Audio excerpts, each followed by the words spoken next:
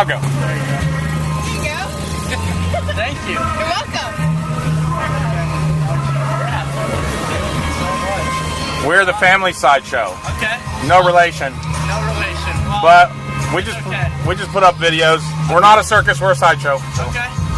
And that's our YouTube channel and stuff. But man, I dig what you guys do a lot, man. Thank you. It's late! And I'm going insane because I'm so tired.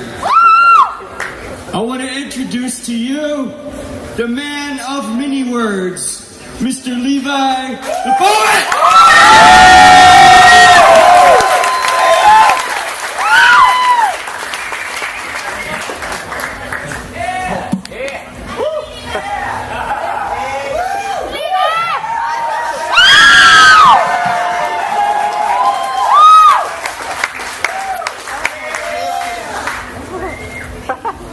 Man, it's so happy it's gonna get so sad. 17 years younger and as carefree as he can be. That tricycle rolls around Date Street over all of his father's worries. How he smiled when he saw that tricycle. How he smiled when I saw that tricycle. How his heart melted over his bipolar soul when his seed learned to ride that tricycle. Bicycle, how he smiled and his smile grew wider as he ran behind that bicycle, holding the seat of that bicycle, while his seed screamed, "Don't let go of me and my bicycle!" How his chemicals got the best of him when he finally let go, and his independent son learned to ride on his own. How his seed pedaled further and further down the street, and he watched, and he would have liked to believe that his eyes beamed with pride, but they beamed with sadness, and those wheels kept on spinning past need and dependency.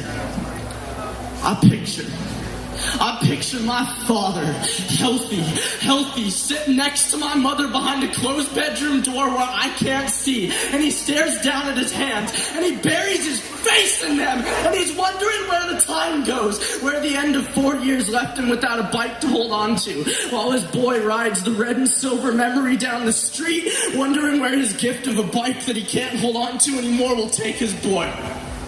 I hear the chemicals rip apart at that feeling of being wanted that he kept close to his heart, and he can't take his eyes off of his cracked fingers, that his seed doesn't need to steady the seat anymore, because his boy can do it on his own.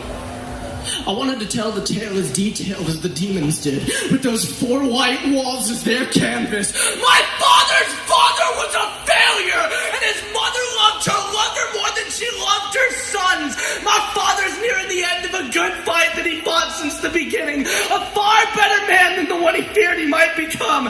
Glendora will always be the place his brain fragmented, and China will always be the place that he fell whole. Beijing will be the place that the devil tried to fight it, and my mother will always be the window to his soul. I just want them to grow old together, to sit on the front porch of their home together, to reminisce about how my sister was always the far more responsible child, to laugh about how much we've grown. You're still gonna marry me and Brandy. You're still gonna walk your daughter down the aisle and give her to a man that you trust enough to take care of your little girl. You gotta see the smile on her face when she sees the smile on mom's face, when she sees the smile on your face, and you give away your world. We're all riding our tricycles, bicycles through these streets. We're all gradually letting go. I know it doesn't make it any easier, but you're not the failure that your parents were, and I'd have never learned to ride on my own. But how frail are these bodies? With your hand turned against me, we blossom like a flower and then wither in the winter, and like a passing shadow we quickly disappear. If I hold my head high, you hunt me like a lion, and even if I try, I can't feel you when you say that you're near. My days fly faster than the Weaver's shuttle, and they end without hope. You, my lucky man, have been privileged to joy and cope in the same suffering your Savior claims he knows. Who are you to challenge your Creator? Surely resentment destroys the fool. And have you ever commanded the morning into daylight's transition into evening's cool? All I know is we're all houses that somebody crafted for a reason. Some of our paint is chipping and we wither with the seasons, but all of us branches are prone to decay. So is it an honorable man or a cruel hand that made us this way? I am a house that creaks and groans, and all of my bones shake. I got a cornerstone that I call my own, but I stumble on it every day. And the one that makes me a home, the builders rejected and threw away. On some days, I am tempted to follow suit and uproot my faith. You built up your identity as a failure, gave ear to demons, legions, screaming. Some father you are, some husband, some friend, some pastor, some man, some Christian, some son, some change that you turned out to be in the end. Just look at the work of your hands, left for dead to survey the damage. I wanted to tell the tale as detailed as the devil did, with those 4 white walls as his canvas. But I finally started to believe that God was going to heal my dad. And it took a long time to get there, but I've heard rumors of rest for the heavy laden, and you do not have a savior unable to sympathize with your weaknesses. There are liars inside your mind that laid claims to control your life, and there are monsters inside your heart that dug in their talons and became a part of you. But there is mercy every morning, and to the burden there is rest, and that promise overwhelms the deepest bouts of doubt and consciousness. All I want is for joy to replace the pain inside those irises. All my dad wants is to ride his bike again. The one with the basket on the back that I sat in as a kid. And we'd ride by the fire stations. And the firemen would blare their horns for me from their fire trucks. And I would know what it was to trust and practice faith like a child. Do you remember what it is to become a child?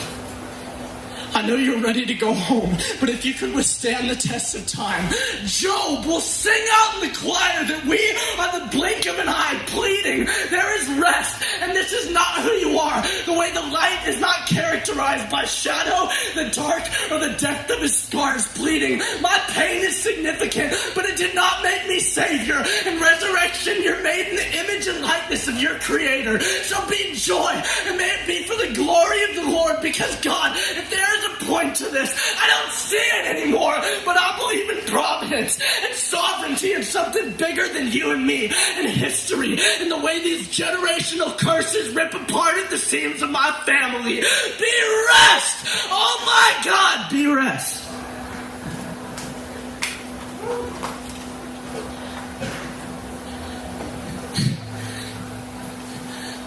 But I am convinced that the love of God is as boundless as the seas, were they to overflow into the expanses of all of creation's boundaries.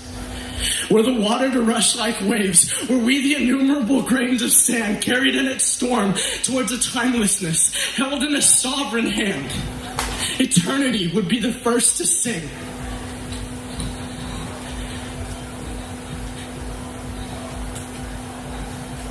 That it could not employ such a joy. I am convinced that the grace of God is as incomprehensible as the heights of which the oceans of love are subject to spill over into life. Were all of hell to bear its swords, were we the innumerable elect, led into war behind a white horse, a king who defeated sin and death. Eternity would be the first to sing that it could not employ a volume or song sufficient enough to describe such a joy. I am convinced that the grace of God is as indescribable as the heights of which the oceans of love are subject to spill over into life.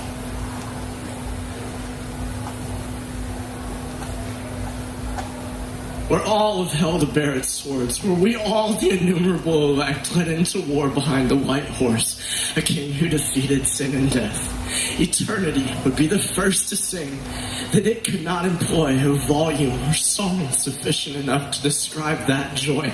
A volume or song sufficient enough to describe that kind of joy. There is green grass that grows out of this dead dirt we call ground. And in the times that we're wandering, when we're all lost and found people, and life pours itself out from lost and found hands, and from lost and found hearts, and from lost and found beautiful, created works of art. I believe in a maker that makes people out of clay, makes creators out of clay, makes makers out of clay, and I think that he molds them all into a million different shapes, molds that clay into change. I believe in a breather that breathes life into nothing, a breather that breathes breath into a life that's worth something. And this is worth something. This is not all meaningless. We may all be dust in the wind, but the dust spins in the breath of a speaker who knows where the particles lie, and in a word, reassembles them again. Thank you guys very much. I am Levi the Poet.